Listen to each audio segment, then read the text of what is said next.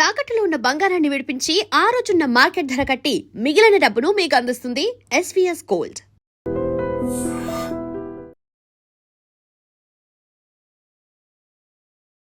అందరికీ నమస్కారం. Welcome to healthy conversations with iDream media.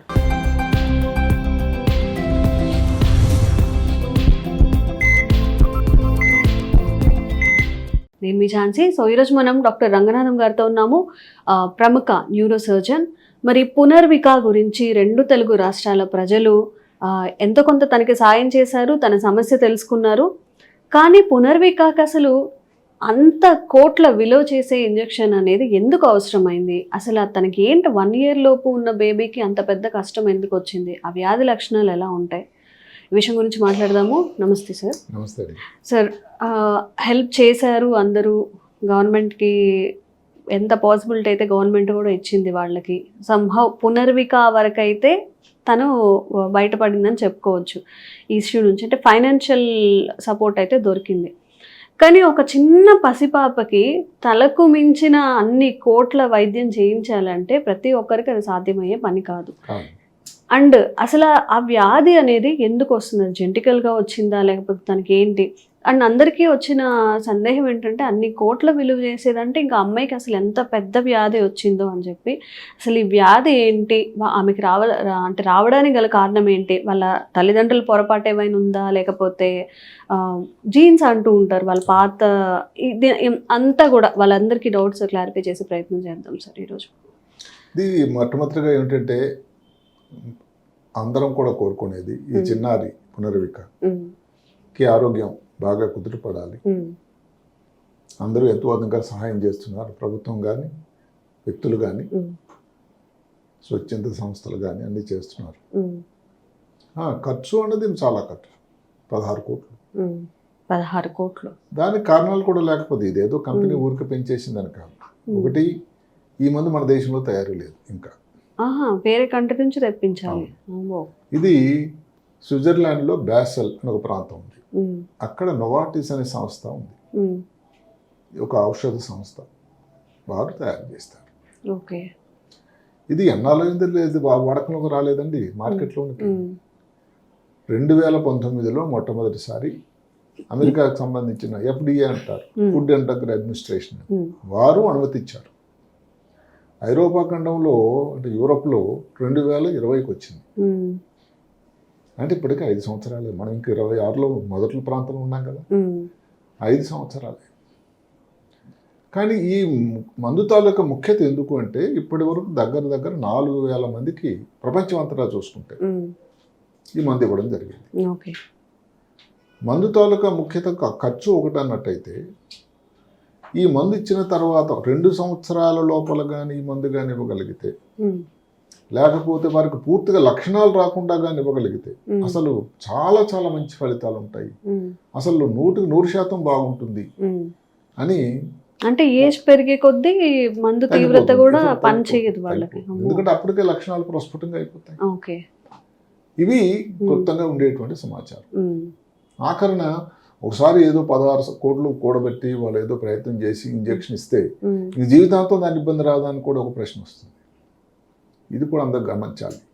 ఎవరిని మనం డిప్రెస్ చేసేటువంటి భయపెట్టేటువంటి ప్రయత్నం కాకపోయినా వాళ్ళ దీని నుంచి ప్రపంచం అంతటా ఉన్న సమాచారం బట్టి మనం మాట్లాడుకుంటాం. దగ్గర 8 నుంచి 9.5 సంవత్సరాలంటే హాయిగా ఉంటారు. తర్వాత మరి ఎలాంటి ప్రాబ్లమ్స్ వస్తాయని చూడాలి. దీని మీద ఇంతకీ ఎప్పుడు కూడా ఏంటంటే వైద్య రంగానికి, వైద్య నిపుణులకి ఈ మందు మీద పూర్తి సమాచారం, పూర్తి నాలెడ్జ్ ఇంకా రావాల్సి ఉంది. ఇది ఒక కొత్తగా ప్రవేశించిన మందు. ఇప్పుడు మీరు ముందు చెప్పారు కదా సార్, 4,000 మందికి ప్రపంచవ్యాప్తంగా ఇచ్చారని చెప్పి. వాళ్ళకు కూడా వాళ్ళకు అదే ఇప్పుడు ఉన్న లక్షణాలు కొంచెం మంచిగా బాగా అయ్యాయి, కొంతమంది బాగా అయ్యారు. 4 సంవత్సరాలు అంటే 4,000 మంది అంటే దగ్గర 5 సంవత్సరాలు ఇచ్చిన వాళ్ళే కదండి.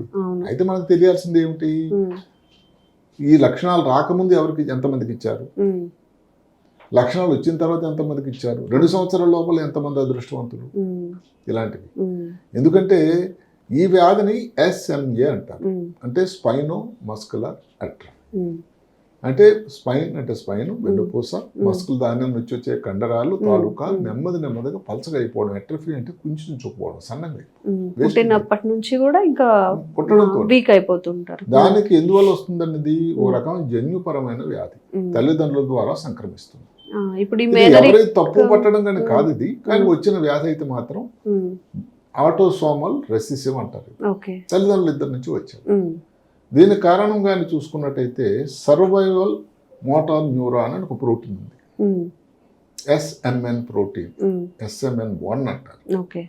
ఇది ఇప్పుడు నరం ఉంటుంది, నరం నుంచి నరం సప్లై ఎక్కడ ఒక కరెంట్ తీగలాగా కండరానికి వస్తుంది. దీనిని కలిపి మోటార్ న్యూరాన్ జంక్షన్ అంటారు. అంటే మోటార్ అంటే ఏది, జంక్షన్. ఇది పనిచేస్తూ ఉండాలి, పని తెలియకుండా జరుగుతూ ఉంటుంది. ఈ ప్రోటీన్ లోపం వల్ల ఏదైతే ఉందో ఈ కండరాలు పనిచేయకుండా అయిపోతాయి. బేసికల్లీ ఇది ఒక ముఖ్యమైన కండరాల వ్యాధి. నరాల నుంచి కూడా దానివల్ల ఇబ్బంది ఉంది అని.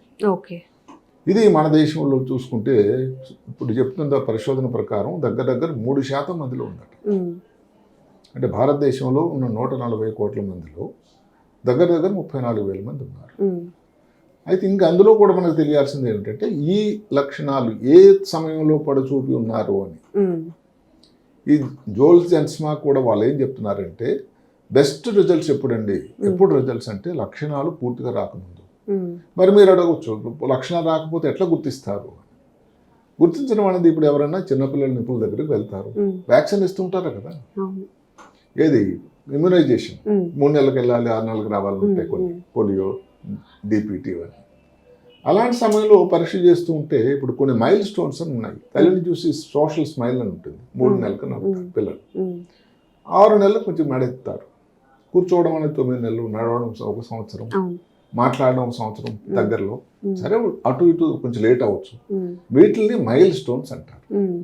ఏదైనా కారణం వల్ల కానీ ఈ మైల్ స్టోన్ లేట్ అయింది అనుకోండి, ఏమిటి ముఖ్యమైన మైల్ స్టోన్? మెడెత్తటం, కూర్చోలేకపోవడం, కాలు ఆడించలేకపోవడం. అసలు మామూలుగా చిన్నపిల్లలు డాక్టర్ గారు చేతులు పెట్టుకొని చూస్తే కాలు అలా వదిలేయటం, చేతులు వదిలేయటం, అసలు ఏమాత్రం కూడా కాళ్ళలో పట్టు లేదు. ఇది అయితే ఒక డౌట్ మాత్రం వచ్చేదానికి ఆస్కారం. ముఖ్యంగా ఈ విషయం తెర మీదకి వచ్చిన తర్వాత ఏంటంటే ఇంకా దాని దృష్టిలో చూస్తారు. అందువల్ల దానివల్ల మంచి ఏం జరుగుతుందంటే అవగాహన రావడం వల్ల తొందరగానే కానీ దానికి టెస్టులు చేసి ఇదే వ్యాధిని నిర్ధారణ చేస్తే మరి కొంతమంది అయినా దాని మందులు కానీ ఎక్కడో ప్రయత్నించి చేయగలిగితే మరి వాళ్ళకి మంచి జరగడానికి ఆస్కారం ఉంది. అంటే పునర్విక కేసులో తను మెడ వాళ్ళు చేయడం అంటే మెడ కాదు, 9 నెలల ప్రాయం తను కూర్చోలేదు, నడుము మెడ కూడా పడేయటమే కాదు, కాళ్ళు సరిగ్గా పట్టుకోవడం లూజ్ అయిపోయింది. అదే కాకుండా వీళ్ళ కండరాలు పనిచేయకపోవడం వల్ల జరుగుతుంది. నేను గాలి తీసుకోవడానికి కూడా కొంతమందికి ఇబ్బంది వచ్చే అవకాశం ఉంది. వెంటిలేటర్లు అవసరం పడవచ్చు. మింగడానికి కూడా కష్టం, ఫీడింగ్ కూడా వాళ్ళకి కష్టం. అవసరం దానికోసం ట్యూబ్ కూడా ముక్కు నుంచి వేసి ఫీడింగ్ ట్యూబ్ కూడా చేయాలి. ఇవి దాని తాలూకు ఇబ్బందులు. ఇప్పుడు ఇంతకుముందు కూడా ఇలాంటి వ్యాధి అనేది ఉంది, దాన్ని స్పైనల్ మస్కులర్ డిస్ట్రఫీ అని. అసలు కొంతమంది పెద్ద వయసులో ఉండి 30 సంవత్సరాలు వాళ్ళు ఇంక ఈ జీవితంతో మేము వేగలేము, ఇంకా మేము మా జీవితాన్ని చాలించాలనుకుంటున్నాం అని సుప్రీంకోర్టు వారిని ఆశ్రయించిన సన్నివేశాలు కూడా ఉన్నాయి. దానిని ఆంగ్లంలో ఏమంటారంటే మెర్సీ కిల్లింగ్, యుతనేసియా అంటారు. అంతకన్నా గౌరవం ఇంకోటి ఉండదేమో. నిజమే, కానీ అంటే మన దేశంలో అది కానీ అంటే అక్కడ 2 మాటలు ఉన్నాయి. ఒకటి లీగల్ ఆస్పెక్ట్, రెండోది ఆ వ్యక్తి ఆ కుటుంబం ఎంత బాధపడుతున్నారు. ఎప్పుడైతే ఒక వ్యక్తికి దీనికి మందు లేదు, రోజు కృషించకపోవడమే జీవితం, ఇంకా నేను బతకలేను అని అన్నప్పుడు ఆ నిరాశ నిస్పృహల్లో ఇలాంటి ఆలోచనలు వస్తూ ఉంటాయి. మరి సుప్రీంకోర్టుని ఆశ్రయించారు వారు తల్లిదండ్రులు. సుప్రీంకోర్టు వారు ఇచ్చింది ఏమిటంటే అక్కడ యుతనేసియా అనేది భారతదేశంలో 2 రకాలుగా ఉంటుంది, యాక్టివ్, ప్యాసివ్. ప్యాసివ్ అంటే దానికి ఇవ్వాల్సిన మందులు ఏవైతే ఇంతవరకు తీసుకున్నారో అది ఆపేయటం. యాక్టివ్గా ఏదో ఇంజక్షన్లు ఇచ్చి మిగతా దేశాల్లో ఉండేటువంటి పద్ధతిలో చేసేటువంటి లీగల్ ప్రకారం న్యాయపరంగా సమ్మతం కాదు భారతదేశంలో ఇప్పుడున్నటువంటి న్యాయ సంహిత ప్రకారం. అదే మరి సుప్రీంకోర్టు వారు తెచ్చి చెప్పారు. ఇప్పుడు ఈ పాపద ఆ పరిస్థితి వస్తుందని మనం కోరుకోకూడదు. అయితే ఈ మందు వల్ల ఏమిటి ఉపయోగం అని అంటే రోగ తాలూకా ప్రవర్తన ఏదైతే ఉందో రోజుకి దినదిన ప్రవర్తన ఇంకా క్షీణించకపోయే పరిస్థితికి అడ్డకట్టపడుతుంది. ఇంప్రూవ్మెంట్ ఏదైనా రావడానికి ఆస్కారం ఉంటుంది. లక్షణాలు పడచూపక ముందు కానీ మనం కానీ ఇంజెక్షన్ ఇవ్వగలిగితే ఇన్ని పాయింట్లు ఉన్నాయి అక్కడ. దాన్ని ఒకటి అంటే అన్ని గుర్తించాలి. క్లాజులే, అంటే గుర్తించాలి, కంప్లీట్ సొల్యూషన్ అని. లక్షణాలు రాకముందు గుర్తించాలి. అప్పుడు 16 కోట్ల ఖర్చు పెట్టి దాన్ని ఇంజెక్షన్ ఇవ్వగలగాలి. ఇంజెక్షన్ ఎక్కడి నుంచో నోవార్టిస్ సంస్థ ఎక్కడి నుంచి స్విట్జర్లాండ్ తెప్పించాలి. మళ్ళీ అక్కడి నుంచి మనం దిగుమతి చేసుకోవాలి. ఈ దిగుమతి సుంకం ఇవంతా కలిపి దగ్గర 16 కోట్లు అవుతుంది. ఇక్కడ ఒక చిన్నది, ఒక కొత్త మెరుపు కూడా ఉంది. ఇది అందరూ గమనించాలి. ఈ నోవార్టిస్ సంస్థ వాళ్ళే కొంత హ్యుమానిటీ ప్రకారం ఒక చిన్న సహాయం కూడా మొదలుపెట్టారు. గ్లోబల్ యాక్సెస్ ప్రోగ్రామ్ అని. అంటే ఒక లాటరీ సిస్టమ్ పెట్టారటండి.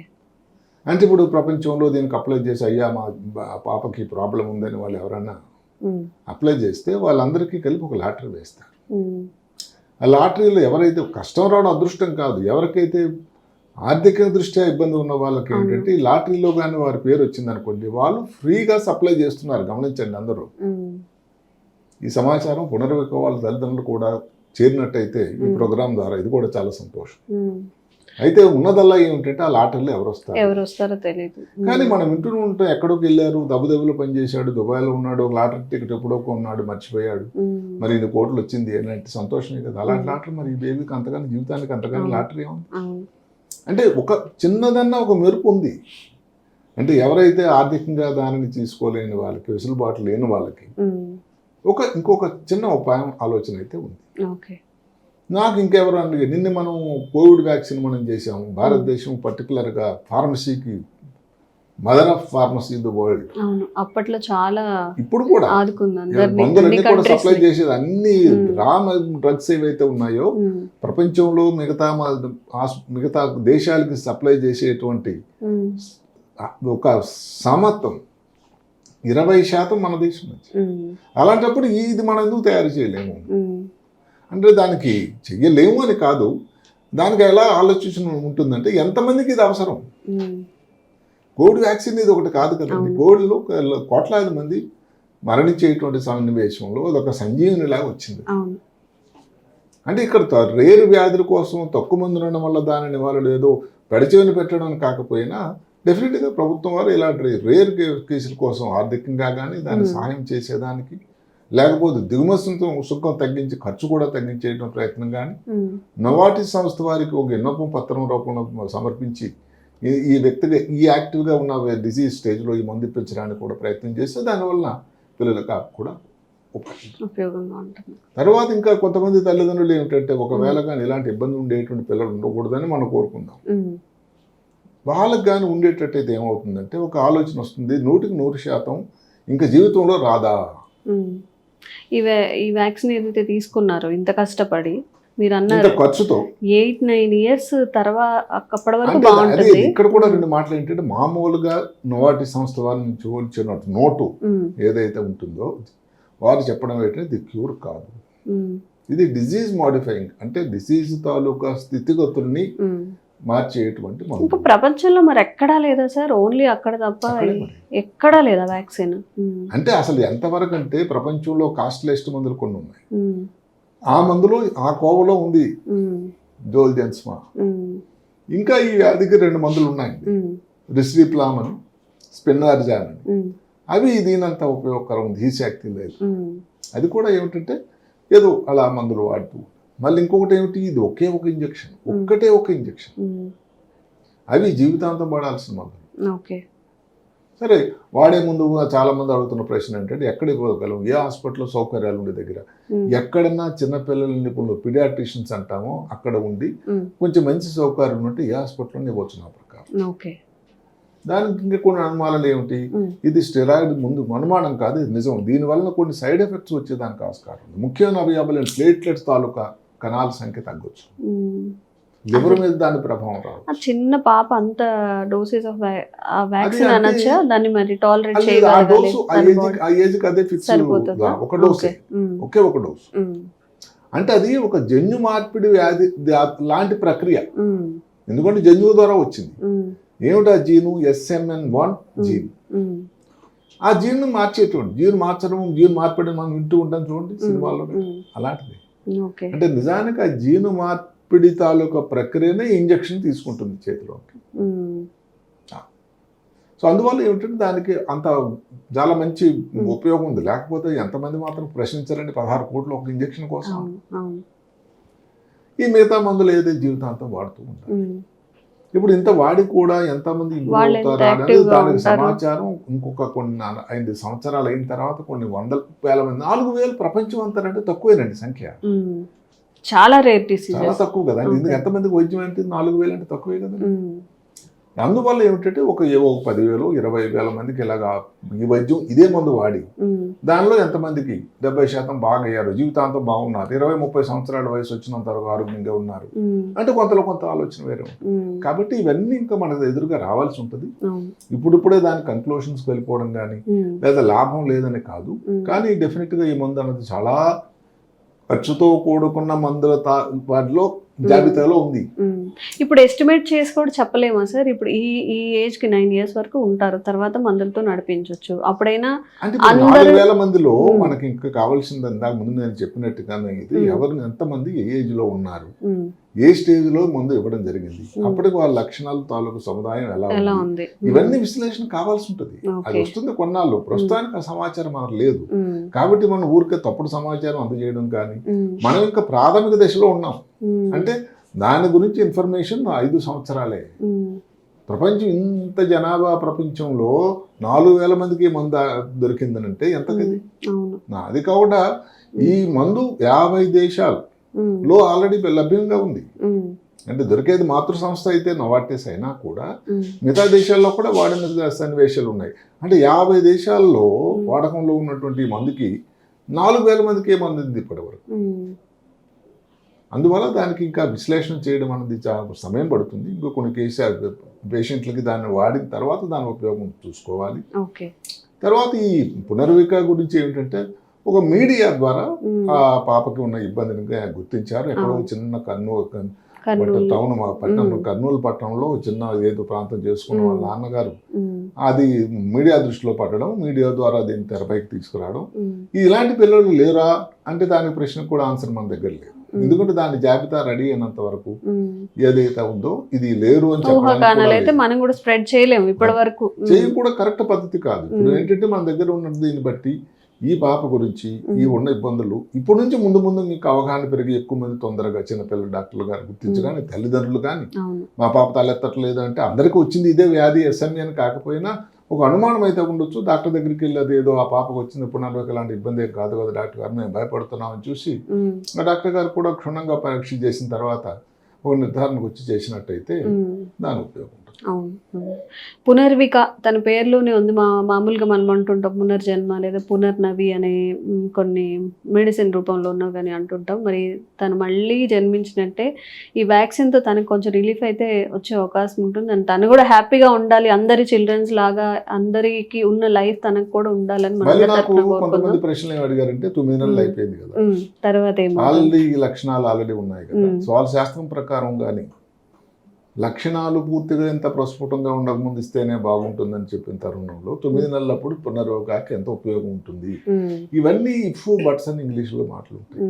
ఇప్పుడు ఆ పాపకి అది ఇవ్వడం వల్ల ఏం హాని రాకుండా చూసుకోవాలి, ఏం కాంప్లికేషన్ రాకుండా కోరుకుందాం, దానికి వచ్చే బెనిఫిట్స్ అన్ని తనకి రావాలి. ఇప్పుడు ఇక్కడ ఈ రెండు తారీజ్ బేరీజ్ వేస్తే మంచి, లేకపోతే దానివల్ల సైడ్ ఎఫెక్ట్స్ కాకుండా ఎక్కువ కాంప్లికేషన్ ఎక్కువ డిస్కషన్ పోతే ఇంకా మొత్తం ఉపయోగం ఉండదు. కాబట్టి అందరూ ఒక పాజిటివ్ దృక్పథంతో ఈ పాప తాలూకా పేరు కారణాంతరాల వల్ల ఏదైనా కానీ ఒకసారి మీడియా తెరపైకి వచ్చిన తర్వాత ఈ మందు అంది అది దాని ఉపయోగం పూర్తిగా ఆ పాపకు చేరుకోవాలని మనం అందరం కోరుకుంటున్నాం. మా అందరి తరఫున కూడా మీడియా ఒక విధంగా తనకి చాలా మంచి చేసినట్టే ఈ కేసులో. సో తను మళ్ళీ మంచిగా అవ్వాలి, తనకి నార్మల్ లైఫ్ అంటే పిల్లలతో కంపేర్ చేస్తే తన ఏజ్తో ఎలా ఉంటుందో ఎన్నో సందర్భాల్లో అలా ఉండాలని కోరుకుందాం. సోషల్ మీడియా తాలూకు ఉపయోగం కూడా కొంచెం గొప్ప, దాని ఇబ్బందులు దేనికైనా కానీ నాణ్యానికి 2 వైపులు ఉండేటట్టుగా లేదని చెప్పలేము. కానీ ఇలాంటి విషయాలు తప్పకుండా సోషల్ మీడియా చాలా చాలా ఉపయోగమైంది. ఎక్కడ కర్నూలు ఎంతమందికి హైదరాబాద్ నగరంలో ఇన్నిసార్లు ఇంతమంది దాని గురించి ఆ పాప గురించి డిస్కస్ చేస్తున్నారంటే అదంతా కూడా ఆ ఒక్క మేజర్ ఇష్యూ, అది social media Mahima. Thank you so much sir. నమస్తే sir. one life lesson what medicine has taught you. whatever you can do without expecting. But I really believe మన పాజిటివ్ యాటిట్యూడ్ ఉంటేనే మనం ఏదైనా సాధించగలం. గట్ని మనం correct గా deal చేసినట్లయితే అది మనకి పాజిటివ్ హార్మోన్స్ ని రిలీజ్ చేస్తుంది. షుగర్ వచ్చిన వాళ్ళ పరిస్థితి ఏంటి? పొట్ట దగ్గర పెరిగితే దాన్ని ఆండ్రాయిడ్ అంటారు, ఆండ్రాయిడ్ ఫోన్ కదా. అసలు థాట్స్ ఎందుకు వస్తాయి? బ్రెయిన్ డెడ్ అంటే దానికి ప్రపంచం అంతా కూడా కొన్ని నిర్దిష్టమైనటువంటి లక్షణాలు ఉన్నాయి. మానసికంగా ధైర్యంగా ఉంటే క్యాన్సర్ జయించవచ్చు. You are a doctor for a cause sir, అంతే. వాళ్ళకి వచ్చిన ఆదాయం కాకుండా ఫ్రీ సర్వీస్ ఎంతమందికో చేస్తారు.